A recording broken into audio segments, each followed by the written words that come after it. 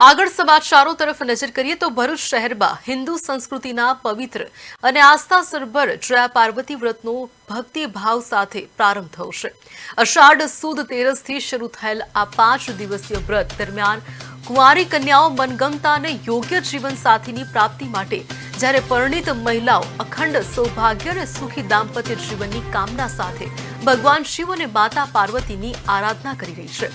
વ્રત દરમિયાન મહિલાઓ અને કન્યાઓ 5 દિવસ સુધી મીઠા વગરનું મોડું ભોજન ગ્રહણ કરે છે અને દિવસમાં માત્ર એક જ વખત ભોજન લે છે। દરરોજ ભગવાન શિવ પાર્વતીની વિધિવત પૂજા અર્ચના સાથે અગાઉ વાવેલા જવારાનું પણ પૂજન કરવામાં આવે છે।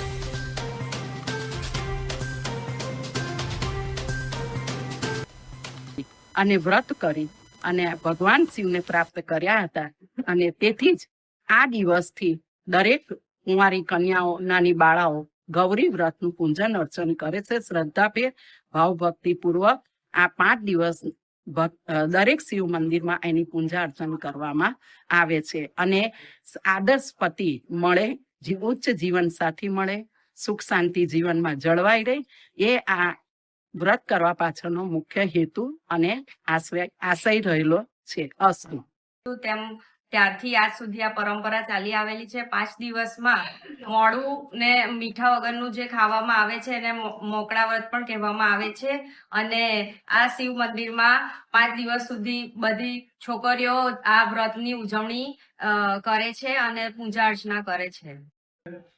અને આ વ્રત જેવી રીતે સીતા માતાએ શ્રી રામજીની પ્રાપ્તિ માટે કરેલું, પાર્વતી માતાએ શિવજીની પ્રાપ્તિ માટે કરેલું, એ જ અનુસાર વર્ષોથી પરંપરા ચાલતી આવે છે અને આ વ્રતની અંદર મીઠા વગરનું તથા અનાજ ઇત્યાદિનો ત્યાગ કરીને એ લોકો ઉપવાસ કરે છે ને સૂર્યાસ્ત પહેલા એ મોરું ભોજન કરે છે, જેને મોરાકત વ્રત પણ કહેવામાં આવે છે।